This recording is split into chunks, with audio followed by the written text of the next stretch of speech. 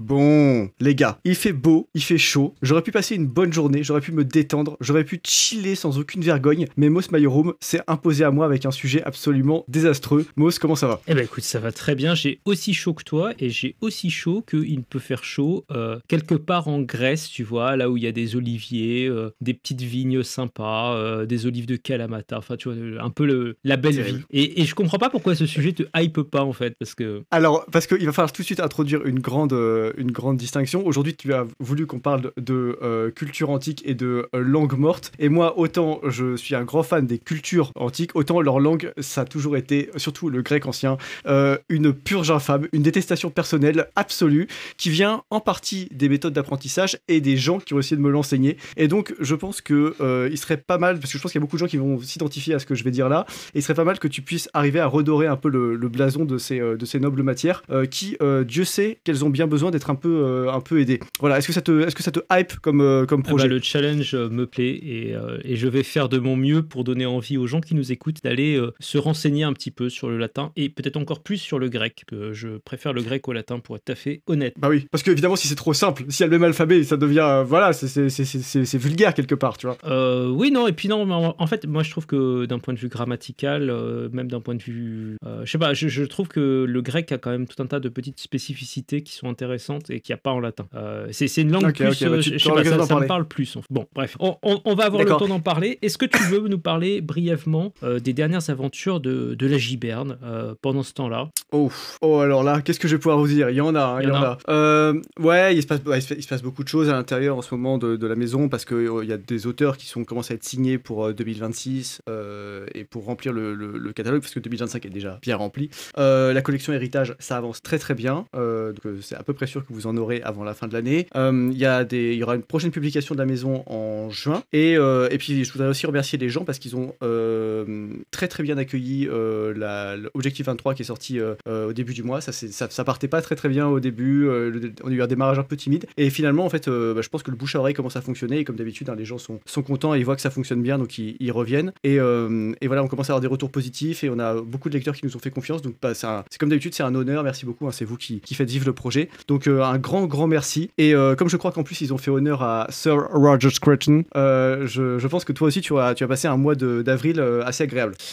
Oui, non, c'est la campagne de Roger Scruton se passe assez bien. On a dépassé les 70% au moment où on enregistre, mais je pense qu'au moment de la diffusion, on sera déjà aux 3/4 de l'objectif.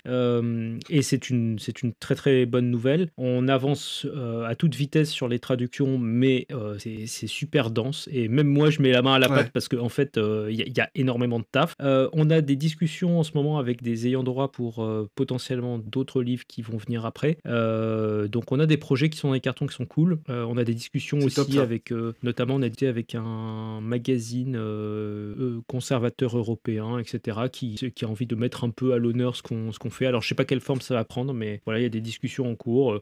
Voilà, en tout cas il y a une dynamique, il y a de l'enthousiasme. J'aimerais que ça se traduise un peu plus par des ventes, parce que j'ai l'impression que parfois les gens sont très hypés, mais en fait ça passe pas à l'acte, et donc ouais, ça, si vous hésitez, très, très frustrant, ouais. Allez-y en fait, parce que quelque part c'est vous qui faites encore une fois le succès des initiatives comme ça. Et un petit peu corollaire de ça, parce que alors j'ai eu aussi quelques désagréments et quelques mauvaises expériences avec des gens qui ont une vision parfois très communautariste de leur des espèces de petites guéguerres de chapelle, tu sais, les mecs qui sont oui mais moi j'aime pas machin parce qu'il est pas de exactement la même branche catholique que moi, ou je sais pas quoi.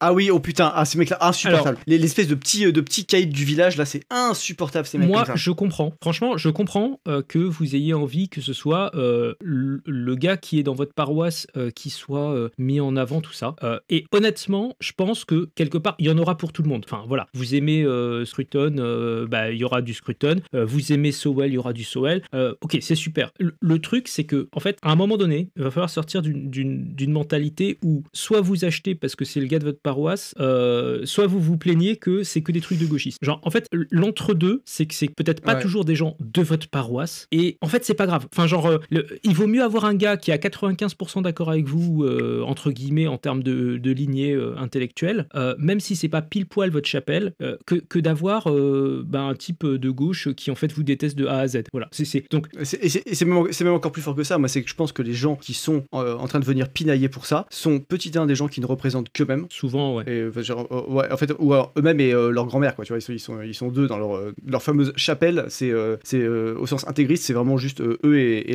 leur cercle resserré. Première chose. Et deuxième chose, de toute façon, je subodore que ce sont des gens qui ne passeront pas de commande quoi qu'il arrive. C'est-à-dire qu'en gros, c'est des gens, il faudrait leur envoyer le bouquin par la poste gratos et avec dédicacé avec des courbettes en plus pour que ces gens acceptent de l'intégrer à leur bibliothèque. Donc ce sont des divas qui n'apportent rien et on le voit assez bien quand on produit du contenu. Je pense que tu le vois. C'est comme quand tu fais une vidéo et que t'as des gens qui tapent des paragraphes argumentés de 500 000 lignes pour justifier des trucs qui sont même pas dans la vidéo. Tu comprends que c'est des gens qui représentent que eux et que en plus ils n'ont pas vu la vidéo, ils consomment pas ce que tu produis, même si consommer dans le sens d'une vidéo c'est un peu abusif, mais voilà. C'est la même chose avec les bouquins et moi aussi parfois j'ai ça quand je lance des romans, j'ai des mecs qui mettent des commentaires en mode oui, encore un roman qui dit ceci, cela, ou je suis sûr que ça dit ceci ou cela, ou il y a une incohérence parce que ceci ou cela. Genre un roman c'est des centaines et des centaines d'heures de travail avec l'auteur dessus. L'auteur il a déjà travaillé des milliers d'heures dessus avant. Oui. Genre c'est évident que s'il y avait un truc énorme au milieu de la pièce, genre il aurait été vu avant et que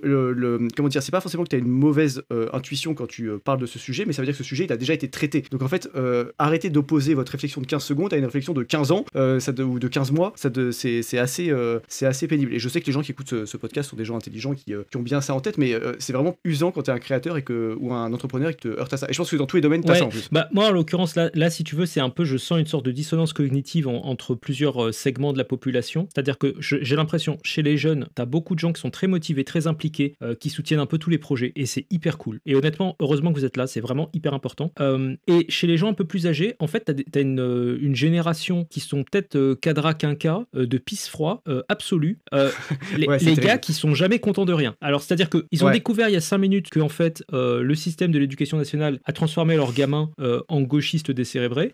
Donc là, ils sont pas contents. Pléodasme. Mais par contre, si tu veux, la conclusion que tu t'attendrais à ce qu'ils en tirent, c'est mince, bah alors il va falloir que moi je fasse un effort personnel pour soutenir des trucs qui me tiennent à cœur, qui correspondent à mes valeurs, ce que tu veux. Et en fait, c'est pas du tout ce qu'ils font. Ce qu'ils font, c'est que en fait, ils mettent leur petite chapelle à eux et ils décident que tout ce qui ne rentre pas dans leur chapelle ne mérite aucune sorte de considération. Ouais. Et c'est le moment où j'arrive pas à comprendre en fait. C'est-à-dire que tu files de gré ou de force par tes impôts des milliers d'euros tous les ans qui servent à alimenter l'une des nombreuses mamelles woke, gauche, enfin ce que tu veux.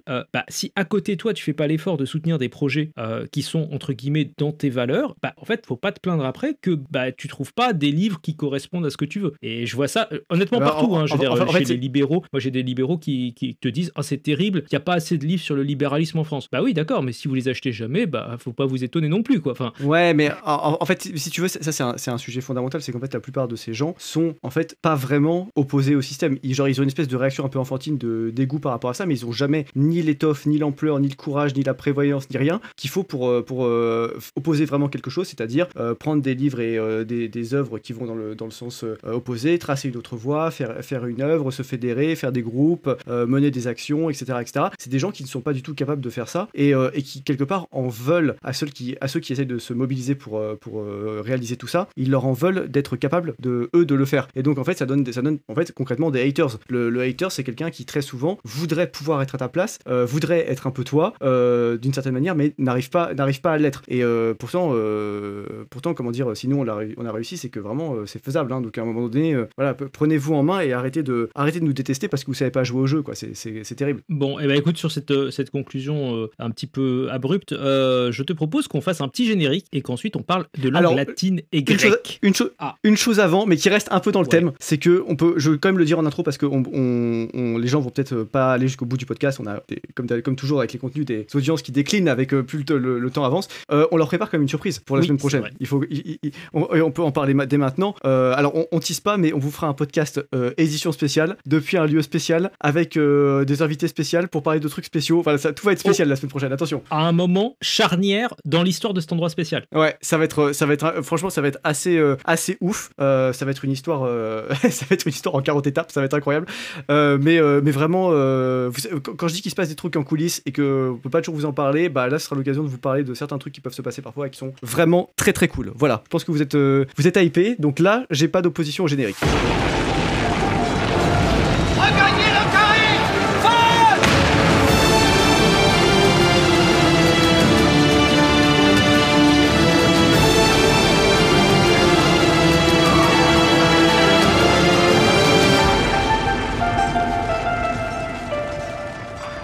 Bon, et ben alors, ce sujet, il s'est lancé avec en fait le décès de Jean-Victor Vernès, qui a écrit un bouquin qui est un bouquin un peu culte de tous les apprentis hellénistes, qui est Initiation au grec ancien, un petit livre que j'ai dans ma bibliothèque quelque part. Je pense que toi tu l'as eu ou tu as eu un. Je l'ai brûlé, c'est pas une blague. Je l'ai vraiment brûlé. Je crois que c'est un des très rares livres que j'ai cherché vraiment consciemment à détruire. Je me demande si c'est pas le seul d'ailleurs, tellement j'ai eu une détestation de ce bouquin. Voilà. Bon, mais c'était pas. Alors pour être tout à fait honnête avec toi, c'était pas mon livre préféré, mais c'est quand même un livre qui a fait partie de ma découverte de la langue grecque et j'ai vraiment appris des choses dedans et je pense que la plupart des gens apprendront des choses en le lisant, donc je pas ne pas le recommander en fait. Oui, en fait si tu veux apprendre le grec, effectivement c'est la meilleure méthode un peu pour apprendre le grec un peu en autonomie ou quand tu apprends même en tant qu'adulte, quoi, le grec, c'est un peu la méthode effectivement de référence et c'était un très très grand helléniste qui effectivement il était vraiment âgé, si je me souviens bien. Ouais, j'aurais dit dans les 90 ans, mais ouais. Ouais, ça, un truc comme ça. Bon, écoute, paix à son âme, qu'il repose en paix, voilà, et il n'y a pas de souci avec ça. En revanche, son livre m'inflige instantanément, dès que j'en vois la couverture, 250 points de dégâts psychologiques. Si j'étais salarié, j'aurais un arrêt de travail à chaque fois que je vois ce bouquin, en fait, si tu veux, c'est terrible. En fait. Alors, c'est peut-être pas le plus accessible pour quelqu'un qui n'est pas du tout hellénisant. Je pense que, par exemple, Jacqueline de Romilly est beaucoup plus accessible. Il y a aussi cette italienne, là, j'ai toujours son nom. Villalonga, je crois. Non, j'ai un doute. En tout cas, ce nom a l'air d'exister. Ça sonne comme un nom qu'on pourrait déjà avoir entendu non, mais, quelque part. Mais là... En tout cas, je vais m'auto-fact-checker. Ouais. Peut-être il y a en tout cas quelques hellénistes un peu, on va dire, en vue, qui ont tous fait un travail assez remarquable en fait de promouvoir un petit peu cette culture-là, cette manière de réfléchir, parce que pour moi, associé à la langue, en fait, il y a une manière de réfléchir. Pardon, c'est Andrea Marcolongo, excuse-moi. Oui, je crois que j'ai entendu parler. Alors, je crois que ça s'appelle La langue géniale, son livre le plus connu. Il est vachement bien. Okay. Vraiment, je le recommande aux gens. Et je pense que je vais même lui emprunter, entre guillemets, quelques idées, parce que j'ai quelques souvenirs de ce livre et qui sont... Ouais, non, franchement, c'était un très, très bon bouquin. Alors, il faut peut-être que tu expliques un peu aux gens. Es-tu toi-même un distingué hellénisant ou helléniste? Es-tu un distingué latiniste? Quel est ton rapport, toi, à ces langues-là? Est-ce que j'imagine que tu les as apprises à l'école et après, qu'est-ce que ça t'a inspiré? Alors, moi, j'ai fait les deux, pour être complètement transparent. Il y en a un que j'ai fait en suivant un cursus tout à fait standard, c'était le latin, et l'autre, c'était beaucoup plus rock'n'roll. En gros, je suis arrivé dans un bahut. T'es en train de me dire que le grec ancien est rock'n'roll, alors attention, parce que là, c'est une tech, il faut l'apprendre. Attends, non, mais en fait, je vais te raconter un petit peu l'histoire, tu vas comprendre. Je suis arrivé dans un bahut qui était globalement, alors je sais plus comment ça s'appelle là maintenant au tweet, un truc en borderline zone d'éducation prioritaire, zone d'éducation sinistrée, je sais pas comment ça s'appelle. Alors, tu vois cette espèce d'acronyme en trois trucs là qui veut en gros dire t'as à peu près 2/3 des élèves qui n'auront pas le brevet. Mordor, voilà, c'est Mordor en fait. Voilà. Je suis arrivé là-dedans et si tu veux, il faut imaginer un type de 55 ans qui essayait d'apprendre le latin d'une part et qui s'est dit d'autre part c'est quand même ballot, j'aimerais bien apprendre le grec et globalement le proviseur avait dit mais non mais vous foutez de moi là, on n'arrive pas à leur faire passer une dictée avec moins de 35 fautes sur un paragraphe, qu'est-ce que vous voulez qu'on leur apprenne le grec? Et le gars a dit ok bien sûr pas de problème monsieur le proviseur et tout, bon si jamais je vous prends la salle machin vite fait le soir à 17h30 après les cours de maths, ça vous dérange pas bien sûr tout ça. Le gars en fait a fait des crypto cours de grec et donc il a fait de la samizdat avec du grec, je te promets, c'était incroyable. Et donc alors au début bien sûr il nous a appâté avec des péplums, des trucs un peu sympas, tu vois, c'était un peu très culture grecque tout ça. T'as la sucette du violeur quoi, le mec il t'attire avec le seul truc un peu intéressant c'est-à-dire tout ce qui est pas la langue, et après il va t'enculer avec des déclinaisons, avec des cas bizarres, des tasses de on trekei terripon. Ça va être insupportable. Alors c'était Tazo Trekei, les animaux courts. Mais non mais en vrai, écoute franchement, du coup j'ai eu beaucoup de chance parce que lui était très motivé et tout. Il avait pas beaucoup de possibilités pour le faire. Il le faisait de manière vraiment planquée, c'est-à-dire bon, enfin c'est même pas la question, mais je veux dire le gars était pas payé pour le faire. Il le faisait sur son temps libre. Il se faisait chier à mettre en place des cours alors qu'en gros il avait entre 5 et 10 élèves en fonction des fois. Et après en fait, étant dans un endroit pas particulièrement favorisé, je n'ai pas pu avoir des cours de grec et donc j'ai dû faire du grec par le CNED, c'est-à-dire en auto de formation. Putain, je pense que le seul moyen de dire un truc plus violent, c'est ouais, moi je me suis opéré tout seul, opération du cerveau tout seul, sans anesthésie, tu vois, c'est horrible. Putain, Je passais des dimanches à faire du grec tout seul. Et alors, le bouquin du CNED, franchement, ardu. Enfin, je veux dire, si t'as été traumatisé par l'initiation au grec, je te promets, à côté, le CNED, c'est 3 milliards de points de dommages. Ça m'étonne pas, oui. Ouais, ça m'étonne pas. Ça m'étonne pas du tout. Non, c'est intéressant parce que, en fait, je pense que j'ai un petit peu, alors pas exactement, mais un petit peu le même parcours que toi. C'est-à-dire que j'ai quand même fait du latin au collège. En fait, si tu veux, au collège, il y avait des marqueurs de distinction sociale, tu vois. C'est-à-dire que si tu faisais anglais LV1, espagnol LV2, t'étais un peu le péon de base, tu vois. Bon, déjà, moi, je faisais allemand LV1, donc déjà, j'étais dans la race supérieure, si tu veux, quelque part. Voilà. Et puis après, je me suis dit, bon, comment est-ce que je pourrais être, parce que j'étais bon élève, comment je pourrais être encore plus au-dessus? Donc, je suis allé faire du latin. Oh putain, l'enculé. Alors, déjà, le latin, si tu veux, c'était, t'es au collège, donc t'es crevé, tu te lèves à 6h du matin pour aller en cours, sur des cours bien chiants distribués par des communistes. Et les rares fois où tu pourrais te lever un peu plus tard, bah non, t'as 1 heure de latin aux aurores, parce qu'évidemment, ces connards, ils t'ont foutu ça à 8h du mat, tu vois. Et on y allait, et c'était terrible, putain, quel enfer. Et je me suis retrouvé là, et la première année, ça allait parce que j'avais une prof qui était assez sympa, et qui était même vraiment sympa, et qui nous faisait des trucs genre typiquement péplum, les dieux grecs, les machins, les dieux romains, du coup, tout ce genre de choses. On pourra peut-être en reparler, mais les profs de latin et grec, il y a quand même une loterie. Ah, mais j'en parlais juste après, t'inquiète pas. C'est tellement énorme entre le bon prof et le mauvais prof que ça éclate tout le reste. Et surtout si comme moi t'as commencé par une bonne prof, là, t'es pas prêt pour la suite, parce que la suite c'est un downgrade, exponentiel, si tu veux, c'est terrible. Et donc la première année on faisait un peu de latin, mais on faisait aussi de la culture latine, et franchement bon, ça me passionnait pas, mais je trouvais pas ça nul à chier non plus, faut être honnête, c'était tout à fait correct. Et après, putain, alors déjà en 4ème, c'était chiant à crever, on comprenait rien, t'arrives, putain, la meuf, elle avait, c'est pas sa faute, mais on était passé d'une prof qui avait un certain charisme à une espèce de meuf qui était, tu sais, genre très bas bleu, comme on disait autrefois, tu sais, toujours très pudique, mais surpudique, tu vois, genre qui a aucune présence, qui s'excuse même d'être là. Et c'est terrible parce que du coup, elle se faisait pas respecter dans ses cours, on comprenait rien, enfin, on en avait rien à battre. Puis alors là, pour le coup, ils avaient changé, ils nous mettaient plus à 8h, ils nous mettaient en fin de journée, tu vois. Donc ça, c'était horrible. J'arrive encore l'année suivante. Là, j'avais une folle qui était illuminée par Dieu. Donc en gros, en fait, ces cours, c'est même plus des cours de latin, c'est des cours où elle parlait, faisait des grands monologues sur sa place, Dieu en face, etc. Bon, je suis arrivé au lycée, j'ai dit bon, ça suffit, on arrête le massacre.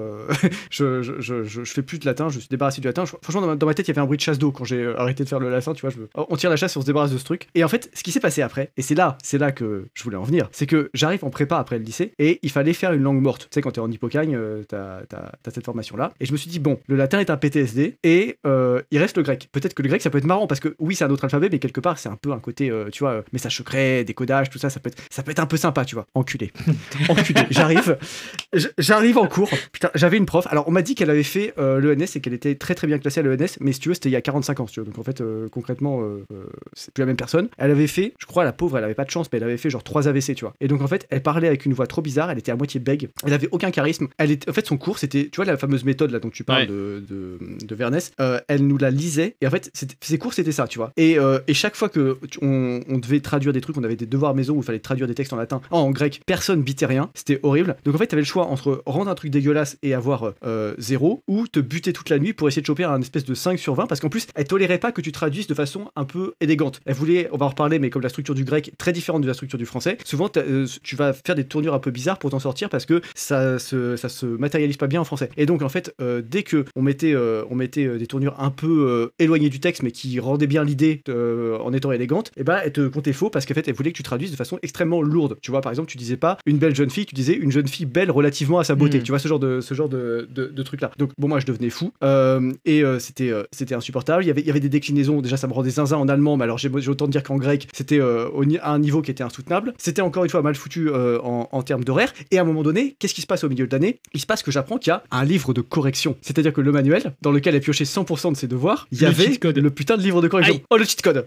Alors là, on s'était cotisé avec quelques potes et on avait acheté le livre de correction, tu vois, genre petit achat Amazon, hop, tu vois, ça arrive dans les boîtes aux lettres. Et là en fait, si tu veux, ce qui s'est passé, c'est qu'on a rendu les devoirs, on s'est dit bon allez, on avait fait exprès de mettre quelques fautes et tout, on s'est dit bon, on va se manger un petit 13-14, on va passer pour des beaux gosses, tu vois. Et ben non, parce qu'en fait, comme la traduction dans le manuel de correction, c'est des traductions en beau français, et ben en gros, c'était pas assez proche du truc. Donc elle nous a saqué et elle nous a mis 0. Et en fait, ce qui est horrible avec cette meuf, c'est que on est allé la voir à la fin du cours, on lui a dit, on a essayé de jouer un peu les mecs qui avaient compris le truc, mais qui du coup avait bien traduit, etc. Et en plus, ce qui est con, parce que du coup, on s'est retrouvé à rétro-ingénierer notre traduction pour arriver à un truc. Et on va la voir, et là, la meuf nous dit, non, mais je veux pas le savoir, vous avez pas traduit assez proche du texte. Et donc, la fois suivante, on se dit, ok, on va faire un espèce de truc un peu bâtard, on reprend le texte qu'on doit traduire, on prend la traduction qui est fournie, et on rétro-engineering le truc pour le retraduire mal, d'une certaine manière, pour le retraduire en mode dégueulasse. Et là, la meuf nous dit, non, c'est trop parfait, vous avez forcément triché. Mais putain, mais à bout d'un moment, c'est pas la question, tu vois, genre, si la réponse elle est bonne, la réponse elle est bonne, tu vois. Donc, en fait, j'ai eu un énorme PTSD avec cette meuf, et je dis cette meuf, mais enfin, c'est une grand-mère, je sais même pas si elle est encore en activité aujourd'hui, et honnêtement, je lui souhaite d'avoir arrêté d'enseigner parce qu'elle avait aucun talent, et enfin, elle était en bout de course, quoi, terriblement en bout de course pour ça. Et en fait, si tu veux, j'ai arrêté le grec ancien, et je n'ai plus jamais voulu en entendre parler. Et dernière étape de cette trilogie, j'arrive en master, et comme je faisais de l'histoire médiévale, là, il fallait faire une langue morte. Et là, c'était le latin. Et là, ouais, here we go again, j'ai refait du latin. Mais pour le coup, c'était du latin médiéval, et c'était beaucoup plus marrant. Parce que déjà, en fait, t'as pas besoin de comprendre les déclinaisons pour comprendre de quoi ça parle. C'est littéralement, c'est littéralement du français moche avec des us et des partout. Donc, enfin, ça va. Et c'était franchement, ouais, c'était gaulerie parce que en plus, ces textes médiévaux, c'est toujours des trucs paillards, c'est toujours des ouais, là, il lui a coupé la tête avant de baiser sa femme. Enfin, c'est des trucs incroyables comme ça.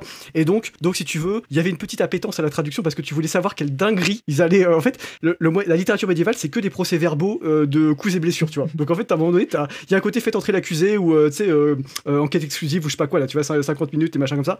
Et tu te plongeais dedans beaucoup plus facilement. Donc ça m'a un petit peu réconcilié avec ça, mais je t'avoue que l'enseignement secondaire des langues mortes, ça a été un traumatisme puissant pour moi. Voilà. Maintenant que j'ai dit ça, je te laisse essayer de recoller les morceaux. Bah écoute, je comprends un petit peu. Alors, parce que j'ai parlé du grec, mais j'ai aussi fait du latin, et du coup, c'est vrai que côté latin, moi aussi, c'était un peu la roulette russe. J'ai eu quelques très bons profs.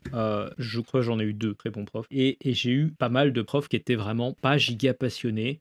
Alors, je sais pas si t'avais le même, mais moi, j'avais ces espèces de versions abrégées du Gaffio, là, avec une espèce de couverture rigide en tissu, là, qui était absolument... Ah ouais, toi, t'avais la version luxe un peu, parce que moi, j'avais la version dégueu, là, brochée, là, avec voilà, la couverture était en carton, quoi. Et puis en fait, ça se cornait au bout de 3 cours, c'était déchiré, comme tu t'emmerdais, tu griffonnais dessus, ça devenait n'importe quoi. Ouais, c'était horrible. Alors, je crois que c'est la version luxe, mais genre la version luxe des années 60, tu vois. Enfin, ils ont compensé. C'était pas flambant neuf. Et c'est vrai, moi je me rappelle de cours où en gros tu sentais que la prof avait pas trop d'inci, elle t'attrapait un vieux bout de texte dans un coin et allez, on va essayer de faire une traduction ensemble, machin, et tu passais des plombes après à disserter sur des sous-corps d'armée de l'armée romaine. Tu t'en avais pas grand chose à faire. Genre la guerre des Gaules, ça c'est terrible. Ouais, terrible. Pour le coup, non mais en fait ça si tu veux, ça c'était vraiment un problème aussi, c'est-à-dire que je veux dire la littérature antique, que ce soit les chroniques, que ce soit les romans n'existent pas en tant que tels, mais les récits un peu d'histoire comme ça, les épopées, les trucs comme ça, tout ce qui est théâtre aussi. Théâtre c'est plus compliqué à traduire bien sûr, mais si tu veux, il y a vraiment beaucoup de choses qui peuvent être faites, et même la philosophie, tout simplement, t'as des passages de Cicéron par exemple qui t'a fait traduisible par des étudiants qui seraient bien formés et intéressés. Mais en fait, si tu veux, je sais pas pourquoi, la nullité intrinsèque ou la chiantise intrinsèque en fait de beaucoup de profs de latin grec les mène à prendre les textes les plus chiants possibles, tu vois. C'est comme si ils devaient t'apprendre le français et au lieu de te faire lire du Camus, ils te font lire du Annie Ernaux. Oh wait. Bah écoute, non mais alors oh wait, parce que c'est exactement ce qu'ils te font en français. Mais pour le coup, je suis d'accord avec toi. En fait, le drame, c'est que des textes qui sont puissants parce que tu les lis dans un ensemble. Moi, c'était surtout cette espèce de vision atomisée des textes que je trouvais chiant. C'est-à-dire que tu prends un chapitre de la guerre des Gaules, c'est intéressant. Ouais. En vrai, tu peux lire ça, tu trouves ça inspirant. Le problème, c'est que quand il te faut littéralement 1 heure pour accoucher de 1 paragraphe et demi, en fait, ça te passe tout le plaisir du truc. C'est-à-dire que tu ne passes pas de temps à apprécier la qualité de la description de la bataille, de ce que tu veux. Ah, t'as envie d'en finir en fait. T'es juste là en train d'essayer de te débrouiller pour faire coller ton génitif avec une proposition génitif absolue ou je sais pas quoi que tu espères. Tu vois. Alors oh putain, ouais, tu viens de mettre le doigt sur un truc important parce que le latin et le grec sont des langues à déclinaison. Ouais. Et est-ce qu'on pourrait même dire des langues à déclinaison, je sais pas si ce terme ne veut rien dire en linguistique, mais à déclinaison absolue. C'est-à-dire que en fait, en allemand t'as des déclinaisons par exemple, mais si tu te gourres dans tes déclinaisons, le contexte et il y a du code correcteur d'erreur. Ouais, non mais en fait, en gros, tu peux rattraper les wagons. Ouais. On verra bien que tu parles mal, mais on comprendra que ce que tu as voulu dire sans problème en général. Alors que en latin, vu que les mots n'ont pas l'ordre des mots n'a pas vraiment d'importance et qu'ils font des figures de style en mettant des mots à des endroits pas possibles, et ben en fait tu te retrouves vraiment à devoir apprendre par cœur les putains de tableaux de terminaison avec des exceptions partout, des cas où en fait le génitif de l'un c'est la même terminaison que le datif de l'autre qui est le même terminaison au masculin et au féminin ou alors au singulier au pluriel par rapport à d'autres déclinaisons, etc. Des mots qui ont l'air d'être dans certains types de déclinaisons mais qui sont dans d'autres types de déclinaisons, c'est insupportable, c'est absolument c'est un tue-l'amour linguistique terrible. Et je me suis même demandé, mais je te jure à un moment donné je devenais complotiste, je me disais mais en fait est-ce que cette langue a vraiment existé, parce que comment des mecs peuvent apprendre ça, comment ils peuvent parler là-dedans, comment ils peuvent conquérir tout le bassin méditerranéen alors que putain juste traduire un paragraphe dans une langue compréhensible d'un pays développé c'est déjà 3 heures de travail, tu vois, t'imagines pour coordonner une armée. Bah alors en fait je pense que si tu veux il y a des cas où c'était moi le truc qui m'avait fait le plus souffrir en latin, je me souviens, c'était la poésie, parce que pour le coup les mots avaient l'air d'être placés de manière absolument random, parce que si tu veux pour des histoires ouais. en fait de rythmique, comme par définition à partir du moment où t'as mis le mot au bon cas, bah en fait t'as plus besoin de te préoccuper de savoir où il est dans la phrase, bah les mecs pour des raisons de rythmique les foutaient un peu de manière random, tu vois, enfin nous ça nous donnait l'impression que c'était random, et du coup tu passais ton temps à faire tes analyses, tu sais, enfin je pense que t'as fait ça comme moi, à essayer d'entourer tes verbes, à essayer de souligner tes nominatifs, d'aller, enfin bon bref, c'était ouais. Et ce qui était horrible avec ça c'est que au début tu sais moi j'étais de bonne volonté, franchement encore une fois j'étais un bon élève donc j'étais de bonne volonté, je voulais bien tu sais traduire les mots mot à mot, après repérer les cas avec des couleurs et tout pour les relier et tout, mais putain t'avais des mots, alors je vais pas en citer là mais t'avais des mots tu sais les petits mots de liaison qui peuvent être 53 trucs différents et en fait du coup tu sais pas si ça veut dire genre déjà, pendant, parce que, avec, pour, tu vois, t'es là, en fait ça peut littéralement vouloir dire un truc et son contraire, et là on n'a pas encore introduit un autre truc, c'est qu'en plus des déclinaisons t'as pas des conjugaisons comme en anglais aujourd'hui assez simples ou des trucs comme ça, t'as des conjugaisons vraiment avec des formes passives de tarés qui sont contre-intuitifs par rapport au français aujourd'hui en fonction de si c'est de l'actif ou du passif, si c'est du passé ou du présent, etc. Et en fait tu deviens zinzin, tu deviens je te jure à un moment donné t'as le choix entre devenir un cancre ou devenir un fou du village quoi, quand tu fais ça. Moi ça me rend des zinzins. Je crois que c'était alors les particules là, les petits mots avec des sens, pour moi c'était pire encore en grec qu'en latin. Je sais pas si t'as... Ah ouais, puis en grec t'avais le gay, tu te souviens de ce petit mot de merde là qui en fait qui ne se traduit pas ou pas vraiment, et en gros en fait faut expliquer enfin peut-être que tu expliqueras mieux que moi, mais c'est un mot qui en gros est un renforceur en fait, en grec, et en gros donc ça veut dire que quand quelque chose est il est gay quelque chose, c'est-à-dire qu'il est bien quelque chose ou qu'il est fortement quelque chose, ou, enfin ça dépend du contexte, donc parfois ça va se traduire en disant bien ou beaucoup ou voilà, parfois ça veut dire qu'au lieu de l'adjectif tu vas prendre l'adjectif plus fort, au lieu de mettre content tu vas mettre extatique ou bien heureux ou ce que tu veux, et parfois juste, et c'est 80% des cas ça marche pas, il y a juste pas de façon de le rendre bien, et donc tu te dis est-ce que je vais traduire un truc qui est complètement bancal en français pour faire bien comprendre que j'ai pas oublié ce mot, ou est-ce que juste je le passe sous silence parce qu'en français il y a vraiment pas moyen de le rentrer, c'est du putain de Tetris et il a pas la forme qu'il faut pour rentrer dans la phrase en français. Voilà, donc ça c'était un traumatisme. En fait après il y a des traumatismes qui ressurgissent aujourd'hui. Quand même, moi j'aimais beaucoup, et j'avoue que j'ai un peu gardé ça comme un tic de langage dans certains cas, l'opposition en grec, le d'une part d'autre part, le mende, je sais pas si tu te souviens de cette espèce de balance entre deux trucs. Et putain, alors lui c'était mon gars sûr, parce que quand je le trouvais j'avais au moins une idée de la structure de la phrase. j'étais là frérot, on est ensemble, me lâche pas, c'est bon, viens pas me mettre des mots bizarres après qui veulent rien dire, que je sais pas ce qu'ils veulent dire quoi. C'est qu'il y avait ça aussi, comme parfois c'est des textes très anciens, tu prends ton Gaffio ou tu prends peu importe ton dictionnaire et tu regardes la traduction du mot, et en fait tu sais c'est une traduction, mais le mot en français quand t'as 15 ans tu sais pas ce qu'il veut dire, tu vois. je me souviens à un moment donné je tombe sur un mot, la traduction en français c'était sacerdoce, je te jure j'avais 12 ans, tu vois, j'avais pas ce que ça voulait dire sacerdoce, tu vois, et j'étais là mais putain mais quel enfer. Merci pour rien quoi. Et à l'époque il y avait pas genre Google dans ta poche pour te donner la réponse, tu vois, donc si tu sais pas t'essaies de copier sur un pote, mais lui-même il sait pas, tu vois, parce que tout le monde a 12 ans, tu vois. Mais même après, alors je crois que c'est un peu moins visible en latin, mais en grec c'est vraiment très visible. T'as aussi des mots qui ont évolué dans leur sens et dans leur interprétation en fonction des siècles, c'est-à-dire que t'as le grec un petit peu classique que t'apprends au 4e siècle avant Jésus-Christ, tout ça, et puis en fait le grec c'est une langue qui a été utilisée quand même sur une période de temps très très longue en fait, donc entre sur plus de 1000 ans, l'Odyssée, la période où t'as Platon, Aristote et puis Plotin, et puis le grec biblique et machin, en fait t'as pas mal de variantes. Ça va jusqu'au byzantin, et le grec byzantin pour le coup c'est réputé pour être très très dur chez les médiévistes, c'est vraiment ceux qui sont les plus fous du village et les plus passionnés qui font du grec byzantin, et généralement c'est vraiment la barrière, c'est-à-dire que ceux qui arrivent à aller jusqu'en master là-dedans, souvent ils se découragent parce que ça devient vraiment très très très très difficile, parce qu'en plus c'est des graphies particulières, c'est des conservations de manuscrits particulières, c'est vraiment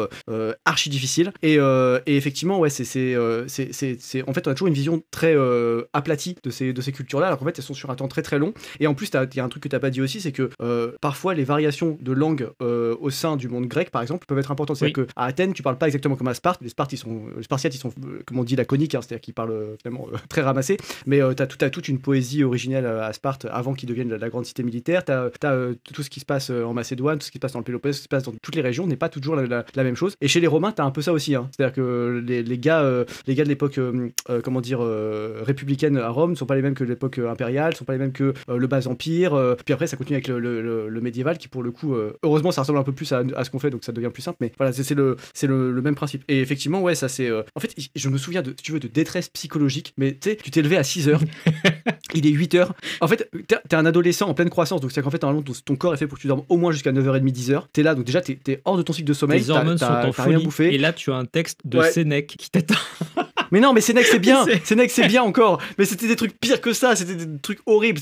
Voilà. Et en plus, le pire, c'est quand le prof, au fond, il est chiant, mais il est pas méchant. Ouais. Donc en fait, ce qu'il veut, c'est qu'il veut quand même t'intéresser un peu. Donc il se dit, je vais leur mettre un petit texte marrant avec une petite récompense. Par exemple, je me souviens d'une fois, une prof, elle nous avait mis un texte où c'était une blague en latin, si tu veux. Genre une blague, mais qu'elle avait vraiment tiré d'un texte classique. Genre, c'est un espèce de. Il y avait des jeux, je sais plus si c'était un jeu de mots ou truc comme ça. Je n'ai jamais compris la blague à la fin, parce que si tu veux, c'était tellement interminable de traduire ça et tellement un moment de détresse qu'en fait, la seule chose qui me donnait envie de rire, c'est quand j'entendais la cloche et que je pouvais me lever et partir, tu vois. C'était assez compliqué. Donc je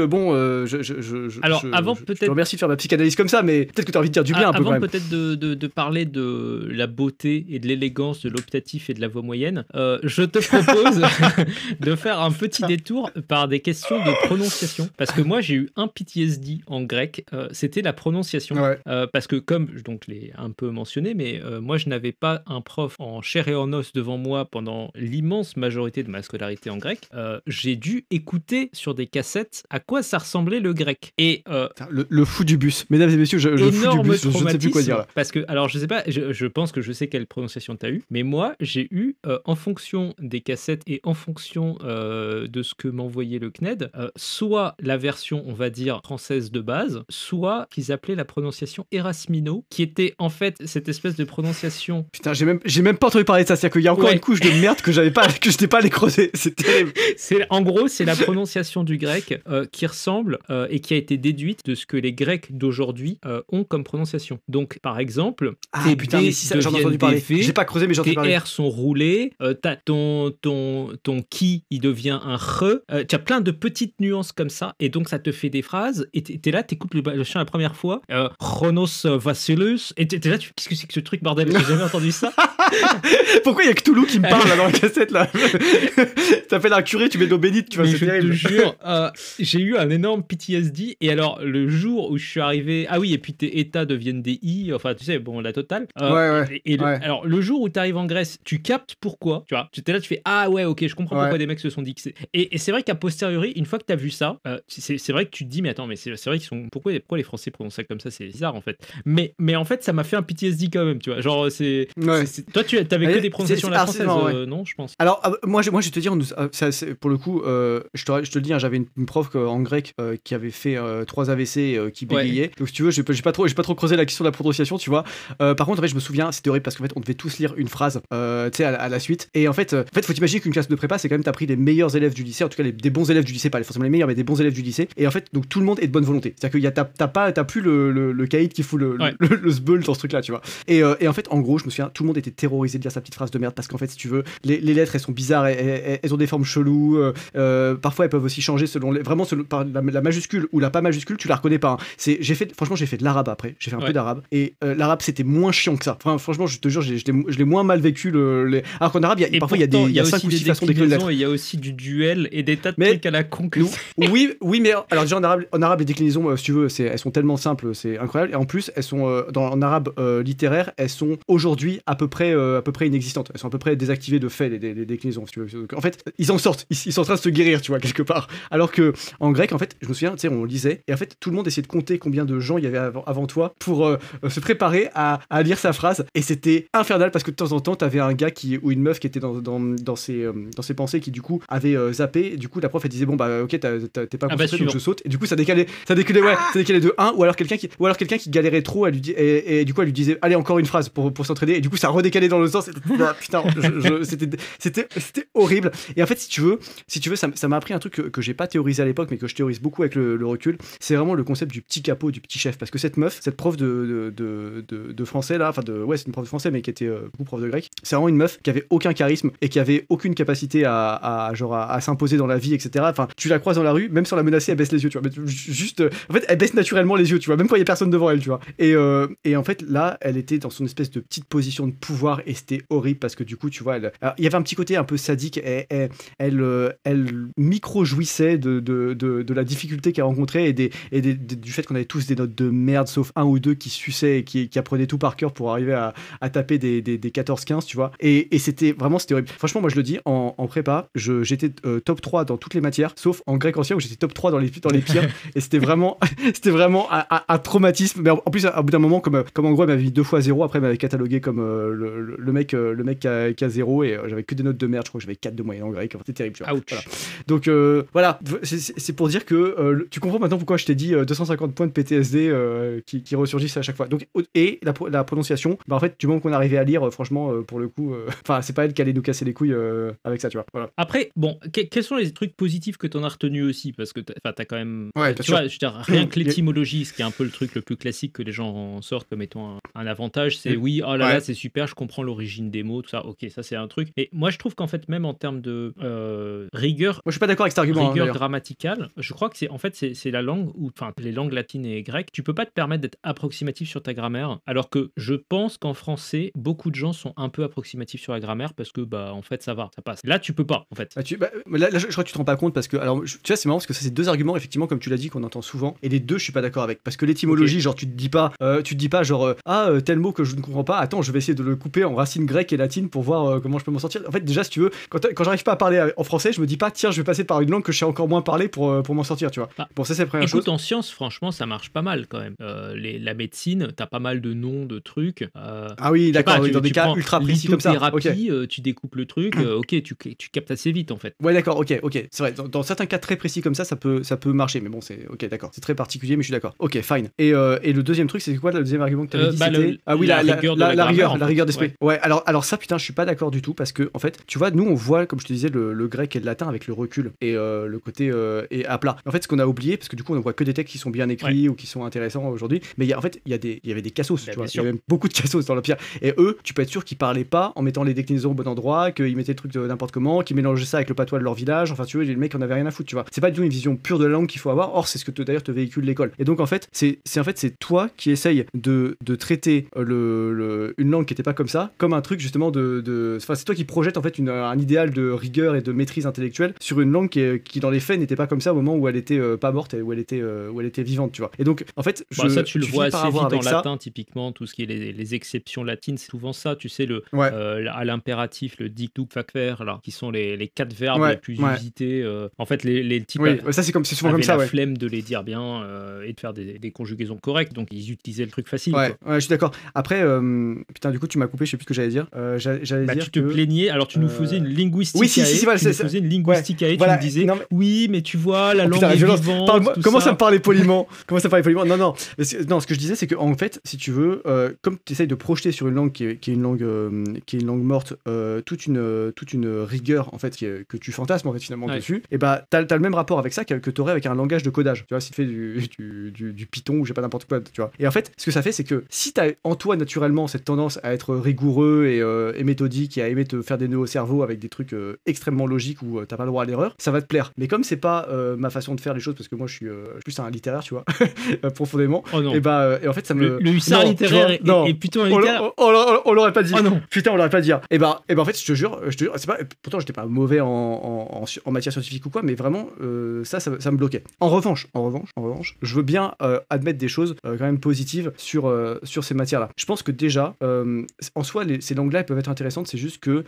vu le niveau de l'enseignement aujourd'hui et vu alors à la fois le niveau moyen des profs, mais aussi le niveau moyen des élèves, en fait, c'est comme une espèce de reste qu'on veut plus abandonner, mais en fait, ça fait longtemps que l'école est plus en capacité d'amener des élèves qui sont capables de s'intéresser à cet âge-là, à ces sujets-là, dans ces cours-là. Donc en fait, si tu veux, quelque part, le souci, c'est même plus l'enseignement de la matière, c'est carrément l'existence de cette matière à cet endroit-là, parce que on n'a pas fait des enfants capables de l'accepter. Donc déjà, en fait, je veux bien reconnaître que c'est pas complètement la faute de la langue en elle-même. Ensuite, bon, évidemment, il y a des aspects culturels qui sont vraiment intéressants. Il y a toutes sortes de références en littérature, notamment au 19e, mais après même au 20e, etc., sur ces sujets-là, et ça permet vraiment de comprendre des choses là-dessus. Tous ceux qui ont une foi catholique, enfin chrétienne, protestante, enfin ce que tu veux là-dessus, c'est quand même une langue, des langues qui ont eu des rôles importants là-dedans. Il y a toutes sortes de... Alors, pour ceux qui aiment les mythes, les grecs, romains, etc. Il y a de quoi se faire plaisir, quand même. Voilà, il y a de quoi se faire plaisir et c'est un moyen d'y accéder aussi. Ceux qui aiment l'histoire militaire, vous avez moyen de faire des choses. Et honnêtement, si j'avais été très très bon en latin quand j'étais au collège, même si j'en avais pas fait au lycée et après en prépa, en fait ça m'aurait permis d'aller encore plus loin dans mes études après, parce que tu as des études où tu fais de lettres, si tu fais de l'histoire, etc. Du latin, tu peux facilement en avoir à bouffer. Et en fait, bon, à marche forcée, quand t'es plus grand et que justement t'as évolué, que t'es plus intelligent, que t'es plus formé à l'excellence, etc. Honnêtement, en 6 mois, j'ai appris plus en latin quand j'avais une vingtaine d'années que en 3 ans quand j'en avais une dizaine, tu vois, parce que c'est une question d'être prêt. Et là, pour le coup, ça aurait pu être vraiment intéressant, parce que ça aurait pu me permettre de rentrer vraiment dedans. Et encore une fois, est-ce que c'est ma faute ou est-ce que c'est la faute du système éducatif? C'est au moins très partagé, dirons-nous. Ouais, non, mais je te comprends. Enfin, surtout que, encore une fois, les effectifs qui sont dans les classes de latin ou de grec sont pas toujours homogènes. Moi, je me souviens qu'il y avait une très grande disparité entre le mec qui était là parce que, en fait, je crois que son père ou sa mère s'était dit que c'était une super idée, mais en fait, déjà son niveau de français était pourri, donc tu sentais que ça allait pas trop le faire, quoi. Et puis le premier de la classe qui visait une prépa littéraire juste après le bac ou je sais pas quoi, c'est vrai qu'il y avait un écart colossal.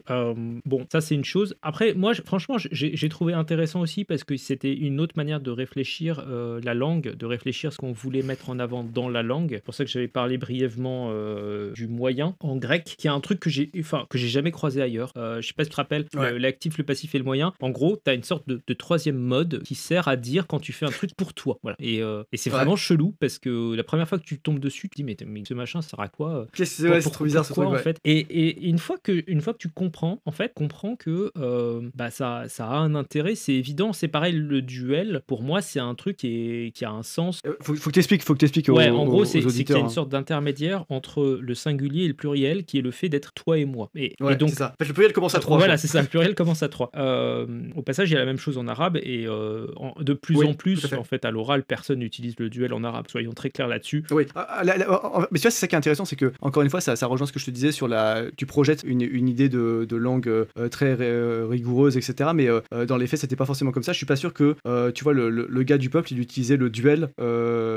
Et c'est ce qu'on voit avec le cas de l'arabe aujourd'hui, qui est en train de faire tomber ses déclinaisons en désuétude, qui est en train de faire tomber le duel en désuétude, etc. C'est parce qu'en fait, dans la pratique, c'est pas pratique, justement, ces choses-là. Mais je trouve que en fait, quand tu comprends pourquoi c'est utilisé, pourquoi ça a été créé, en fait, ça a une poésie, ce genre de choses, tu vois, parce que tu te dis, en fait, moi, j'imagine le grec un peu roublard qui est là et qui essaie de négocier un petit deal, là, et il essaie de refourguer ses amphores d'olive. le marchand phénicien.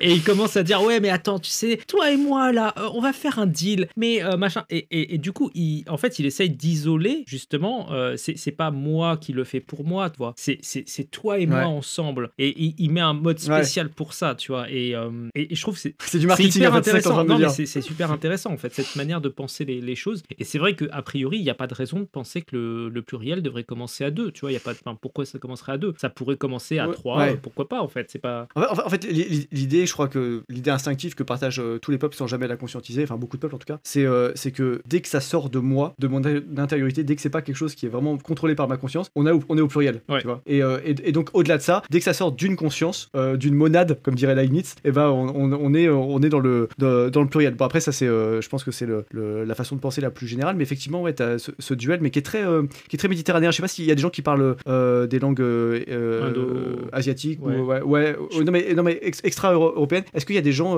qui pourraient nous dire s'il y a du duel, je sais pas, dans les dialectes du Sri Lanka? Je serais curieux de savoir. J'en ai aucune idée. Alors là, pour le coup, je sais pas dire. Je sais même pas, par exemple, si tu le trouves en. Si, je suis pas sûr. Bonne question. Je suis pas sûr. Ouais. Mais en tout cas, Question, voilà. ouais. Moi, j'avais trouvé ça super intéressant, ce genre de spécificité. Pareil, qui est accord de proximité, c'est un truc c'est marrant parce que je l'ai vu revenir par la porte de derrière. Ouais, là, on pense écriture inclusive avec tes conneries là. Non, Donc mais fais en fait, attention. exactement. Les féministes adorent ce truc-là parce qu'elles se disent ça va être un moyen de faire en sorte que le masculin ne l'emporte pas sur le féminin, puisqu'on va dire que c'est le dernier truc que t'as dit. Bon. Et en plus, elles ont un argument historique parce qu'elles te disent oui, mais jusqu'au 16e siècle ou 17e siècle, on faisait de l'accord de proximité, machin truc. En fait, on a arrêté pour une bonne raison précisément, tu vois. Donc, mais voilà, c'est ça, c'est qu'en fait, dans la vraie vie, ça fout la merde. Parce que ça, personne ne le dit. Mais si tu veux, le gars qui fait sa petite version grecque, là, quand il voit un accord de proximité et qu'il a un adjectif ou un machin ou un verbe qui s'accorde avec le dernier truc et qu'il comprend pas pourquoi c'est féminin, en fait, c'est juste confus, tu vois. Il sait pas s'il s'adresse à juste le dernier truc ou si ça englobe le truc d'avant aussi, en fait, tu vois. Et il y a une bonne raison pour laquelle on arrête.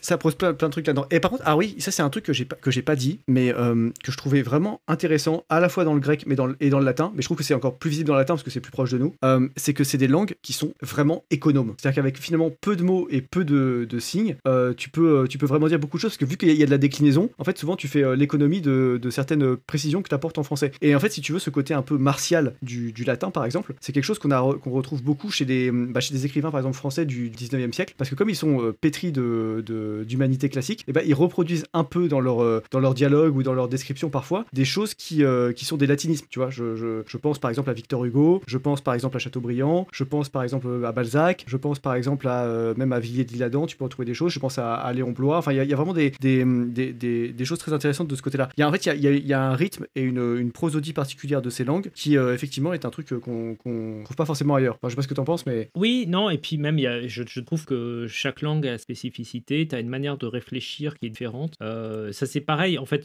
de la même manière, si tu veux, que quand tu réfléchis en anglais, tu réfléchis pas pareil que quand tu réfléchis en français. Le latin, effectivement, a ce côté très un peu militaire, moi je trouve, de la réflexion, c'est un peu carré, machin, qui au passage se prête pas tellement, je trouve, justement à l'exercice un peu poétique, même s'il y a des gens qui s'y sont brillamment essayés, hein, mais moi je trouve que c'est pas une langue conçue pour ça en fait, et tu le sens. Et tu sais que c'est pour ça qu'autrefois on n'écrivait pas de la poésie en latin, et que même au Moyen-Âge, etc., et qu'il y avait des grands débats pour savoir est-ce que de la poésie en langue vernaculaire, c'est la langue de tous les jours, j'explique pour ceux qui ne connaîtraient pas le mot, est-ce que c'était encore de la littérature ou pas, et du coup tu as eu avec les poètes de la Renaissance notamment en France des débats pour la défense de la langue française. Bon voilà, je vais pas remonter à Ronsard, Du Bellay, tout ça, mais il y a vraiment ce grand débat pour savoir si effectivement oui ça vaut bien la même chose, même si ça fonctionne pas selon les mêmes codes, selon les mêmes systèmes, etc. Et tu vois, quand même, on est à la Renaissance, on est plus de 1000 ans après tu vois, on est vers 1600, 1700, on est plus de 1000 ans après la chute de l'Empire romain, c'est quand même impressionnant. Et côté grec, tu as une langue qui est un petit peu différente aussi. Dans les éléments qu'avait cité Marco Longo dans son bouquin, et que je trouve intéressant, même en fait le vocabulaire des couleurs n'est pas le même en fait. La couleur, alors de mémoire, c'est le bleu et le rouge par exemple, n'existent pas vraiment chez les Grecs. C'est-à-dire que la mer, elle est sombre, elle est pas bleue. Oui, c'est vrai. Putain, c'est vrai qu'ils disent ça, ouais, effectivement, ouais. T'as raison. Je m'étais jamais fait la remarque. Mais il y a des choses comme ça, c'est des tas de petits détails en fait, hein, bien sûr, c'est pas, enfin, mais mis bout à bout, ça change. Enfin, tu vois, quand tu te dis, c'est incroyable en fait, j'ai accès à une réflexion d'un mec qui a plus de 2500 ans, et je pense avec ses mots à lui en fait. C'est ça qui est vraiment incroyable comme expérience. Voilà, c'est pour ça que moi je trouve c'est intéressant, au moins à titre d'initiation. Peut-être qu'après les gens, voilà, t'en fais un an ou deux. Ça veut dire que toi, un an ou deux, tu seras et puis ok, ça te plaît pas plus que ça, bah t'es pas obligé de continuer. Mais au moins t'as vu quelque chose, quoi. Et c'est vraiment riche. Et tu veux dire que toi, tu seras le daron chiant qui force son gosse à aller à se lever le matin pour aller en cours de latin et grec. Bah moi, oui, je trouve que ça vaut la peine. Enfin, je veux dire, s'il y a un cours à prendre, après, je sais pas, hein, si j'ai un gamin qui est passionné de chinois et d'allemand et qui préfère faire ça, pourquoi pas. Mais en l'occurrence, c'est intéressant. T'as un gamin néo-nazi, tu vois, ça, tout va bien. Il est fan de. Il veut envahir la Mandchourie et apprendre l'allemand, tout va bien. Vraiment, ça se présente bien cette histoire. C'est vrai, j'avais pas pensé qu'il y avait potentiellement des conflits d'intérêts entre des liens. l'histoire des différents pays. Bref, est-ce que tu as des bouquins ou des textes en latin, en grec, un truc un peu classique et peut-être un truc un peu plus underground qui pourrait faire marrer les gens ou pourrait leur plaire? Putain, de l'underground en grec et latin, frérot, tu m'en demandes beaucoup. Moi, je te dirais un truc classique, mais qui marche vraiment bien, que j'ai déjà recommandé sur ma chaîne, c'est l'Anabase de Xénophon, qui est une des plus grandes masterclass. Alors, je cite toujours cet exemple, mais j'aimerais bien que quelqu'un arrive à me contredire un jour. Je me dis que ça doit exister, c'est pas possible, mais c'est le seul cas que je connaisse dans un texte grec d'un monologue intérieur. Parce que tu sais, comment dire, le soliloqué est toujours très très rare en grec. Et donc voilà, bref, en tout cas, l'Anabase, c'est un récit complètement épique, absolument incroyable. Bon, voilà, comment 10 000 Grecs ont enculé l'Empire perse sans le vouloir, par erreur en fait. Hein, c'est quand même ça le pitch à la base. Les mecs sont pas venus pour ça, et puisqu'on les a enculés, ils ont enculé en retour. L'histoire elle est quand même incroyable. Donc ça, c'est le truc un peu général que je te dirais. Après, le truc un peu plus underground, bah en fait, si tu veux des textes latins un peu underground, moi je t'emmène au Moyen-Âge. Hein. Pour le coup, là, t'as des. Il y a des pépites, il y a des trucs. Des petites chroniques. T'as des. Franchement, tu te prends. En plus, c'est édité en français, en bon français, chez Folio, donc vraiment, c'est pas difficile à trouver. Vous avez la chronique de Grégoire de Tours. Grégoire de Tours, c'est le seul chroniqueur à avoir raconté directement le règne de Clovis. Alors en fait, il a même pas directement, parce qu'il écrit 40 ans après les faits. En gros, il était dans un monastère près de Tours où vivait aussi la veuve de Clovis. Okay. Donc en gros, si tu veux, il a eu des témoignages de première main sur l'organisation, et c'est lui, tu sais, quand on dit le fameux truc de Clovis qui se convertit, machin, en fait, parce qu'il a calqué la conversion de Clovis sur la conversion de Constantin, pour un récit à la fois historique mais politique, avec donc des prises de liberté par rapport à la véracité des faits. Ça se lit vraiment presque comme un, même pas un roman d'aventure, mais ça se lit vraiment comme, enfin, c'est vraiment page turner, quoi, parce que à chaque page, c'est alors là il est mort dans la première année de son règne, il a envahi telle ville, massacré tant de gens, etc. Franchement, tu peux le lire vraiment. Bon, faut oublier que c'est des trucs vrais, tu vois, mais à part ça, tu peux le lire vraiment comme un bon truc assez incroyable. Et si t'as envie de te chauffer, et ça se fait. Pour le coup, Grégoire de Tours écrivait encore dans un latin qui était quand même vraiment propre. Hein. Donc si tu veux le prendre dans un, on est au tout début du 6e siècle, chez un lettré franc, qui est peut-être le plus grand lettré de son temps. Donc un des plus grands, parce qu'il y avait 2-3 autres gars qui étaient sérieux autour, mais tous des ecclésiastiques. Et tu peux à mon avis faire quelque chose d'assez solide de ce côté-là. Voilà. Est-ce que tu as des conseils à donner, toi, de ton côté? Alors, dans les conseils, côté latin, j'aurais tendance à suggérer l'Ars Amatoria, donc vraiment de Ovide, qui est vraiment c'est un classique, mais je trouve que il est très punchy, et beaucoup plus punchy que pas mal de textes latins, parce que en fait très très concret. En gros, c'est un manuel de drague écrit par un latin qui t'explique comment aller au théâtre pour aller draguer les zoulettes. Est-ce qu'il faut aller dans un parc et lire un livre sur un banc pour se faire aborder? Franchement, moi j'avais passé un très bon moment à le lire, j'avais trouvé ça très intéressant. Il y a des tas de petits détails sur la cosmétique, sur l'habillement, sur comment faire pour mettre l'accent sur ta musculature, ou des tas de trucs. Franchement, c'est assez croustillant, ça mérite d'être... Donc sors du célibat et lis exactement. C'est tout à fait j'ai hâte validable. de voir vos stories TikTok sur comment j'ai trouvé l'amour grâce à Ovid. Putain, vos stories TikTok, je crois que là on a un podcast animé par un boomer, les frérots, là c'est terrible. Allez, vas-y, donne-nous ta deuxième référence, le boomer. Et alors, dans les trucs un peu plus underground, mais quand même plutôt marrant, il y a un petit recueil de blagues grecques qui s'appelle Va te marrer chez les Grecs, qui doit faire, c'est vraiment un petit truc, ça doit faire genre, je sais pas, une centaine de pages, tu dois avoir 300 blagues dedans à peu près à la grosse, enfin un truc comme ça.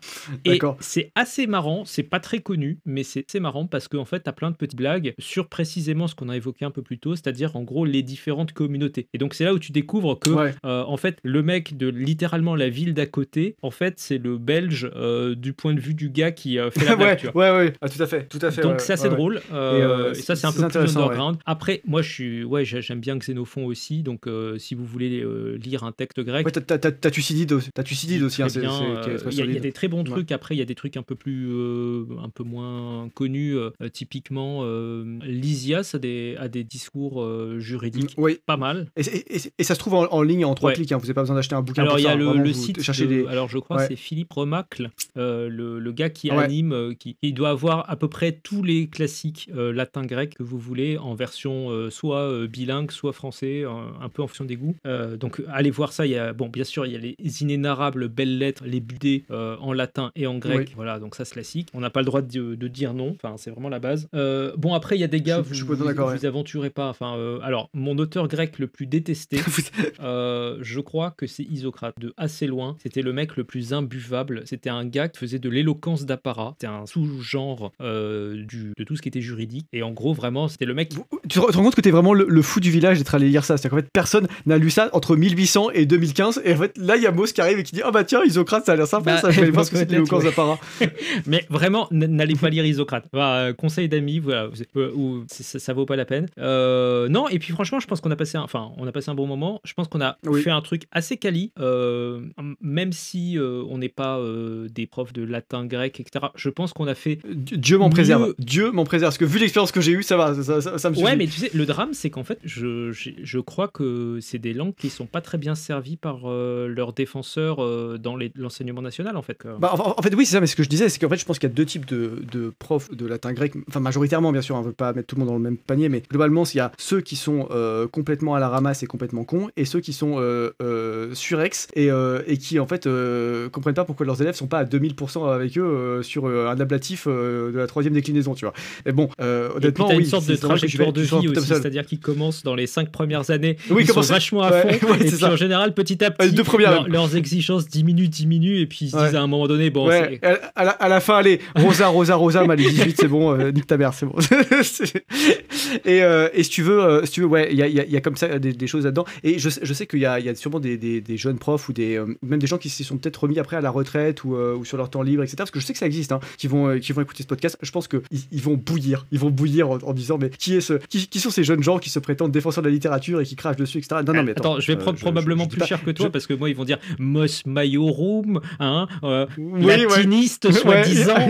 Non, mais attendez. Moi, je suis pas en train de dire que cette culture doit disparaître. Je suis au contraire en train de te dire que soit tu l'enseignes pas à l'école, soit tu te débrouilles pour que l'école amène à ces cours-là des gamins qui sont en état d'en tirer quelque chose. Parce qu'en fait, si tu mets le cours à 8h du mat et qu'en fait, tu mets des profs qui sont mous du genou dessus et que et qu'en plus de ça, tu fais avec des élèves qui n'ont pas le niveau pour s'intéresser à ce genre de sujet-là, en fait, c'est la recette pour un crash en bonne et due forme, quoi. Et il faut pas s'étonner si ça marche pas avec un truc pareil. Donc, au contraire, c'est plutôt un plaidoyer pour plus jamais ça. Refaites-le, mais refaites-le bien, parce que là, c'est bozoesque pour l'instant. Problème qui n'est pas spécifique d'ailleurs aux langues mortes, parce que les profs d'anglais dans l'éducation nationale, est-ce qu'on peut en parler aussi? on en avait parlé avec Ralph quand il était venu ici, avec Ralph la cartouche, mais c'est vrai qu'effectivement, mais en fait, tous les profs, je veux dire, les profs d'espagnol, t'as l'impression qu'ils sont en Erasmus. le frérot, tu pars à Noël, t'as l'impression que quand tu vas revenir en janvier, il sera pas là, et une fois sur deux, il est toujours pas là, cet enculé. Donc c'est quand même impressionnant. Les profs d'allemand, bon bah écoute, les profs d'allemand, il y en a certains, t'as l'impression qu'ils sont en claquettes chaussettes, ils en ont rien à foutre, ils sont au camping, tu vois. Et puis d'autres non, pour le coup, j'ai quand même des bons profs en allemand. Faut pas. Il y a quelques psychorigides, ça existe un peu. Ouais, en fait, chaque langue a un peu ses travers, quoi. Bon, enfin, en tout cas, moi, à titre personnel, je demeure quand même je recommande, je demeure un fan de tout ce qu'il y a dans la littérature grecque et latine. Je trouve que c'est vraiment intéressant. Ça ouvre des dimensions de la linguistique que la plupart des gens ne peuvent jamais rencontrer dans leur vie, sinon, voilà, tout simplement. Ça, c'est vrai. Et donc, ça mérite d'être essayé et d'être initié par des profs, parfois sous le manteau, parfois en bonne et due forme. Enfin, voilà. Si vous pouvez, faites-le. Et je vais te dire un truc, même, tu sais, on a fait il y a pas longtemps un podcast sur que lire dans un parc, et je disais qu'en gros, l'intérêt, ça peut parfois de prendre un bouquin qui sélectionne quelqu'un qui est en face de toi. C'est-à-dire qu'en gros, si tu prends le dernier Guillaume Musso, bon, bah en fait, en gros, t'as juste montré que t'étais la personne la plus basique du monde. Mais si tu y vas avec Isocrate et que tu te poses sur un banc, et que quelqu'un vient de parler, là, la discussion, c'est pas la même, tu vois. Voilà, en version budée. Voilà, bon, bah écoute, les gens, si ils ne se mettent pas au latin et au grec, là, on sait plus ce qu'il faut pour eux. Et puis ils peuvent aussi passer chez Carmin pour un surplus de littérature, enfin pas de littérature, mais de la littérature quand même, mais des essais de grande qualité, de grande facture. Est-ce que tu as envie de leur conseiller un texte en particulier? Là, j'ai envie de leur parler peut-être de celui dont on a un peu moins parlé, de Scruton, Sexual Desire, le désir sexuel, une enquête philosophique, parce que en fait, il essaye de s'opposer à une vision platonicienne de l'amour, tu sais, avec une espèce de découpage entre la bestialité naturelle du désir plaisir et l'espèce d'amour platonique qui est intellectuel, qui n'a rien de charnel et tout ça, pour essayer de reconnecter ces deux morceaux en fait. Et donc c'est pareil, ça fait partie un peu des classiques, mais vous pouvez lire Le Banquet de Platon, qui est un petit peu le classico ultime. C'est magnifique.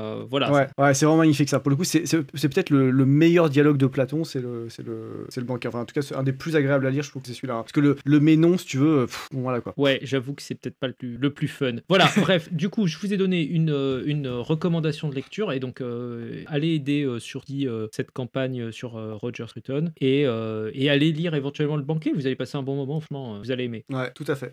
Et en fait, si vous voulez une alternative au Banquet en mode plus récent, vous avez toujours Objectif 23 à la Giberne qui intègre une scène qui pourrait tout à fait trouver sa place dans Le Banquet, dans une version revue et mise à jour du Banquet. Mais j'en dis pas plus. Donc voilà, vous pouvez aussi vous régaler avec de la bonne littérature, comme ça tout le monde a de quoi faire. Et ben très bien. À la semaine prochaine tout le monde pour un cast un petit peu exceptionnel. Voilà, on va s'amuser. Vous serez au cœur de l'actualité. Voilà. Je vous dis rien, mais vous devinerez peut-être. Là, ça va être incroyable. On attend vos pronostics en commentaire, ça fera du référencement et puis on vous dit à la semaine prochaine. Salut tout le monde.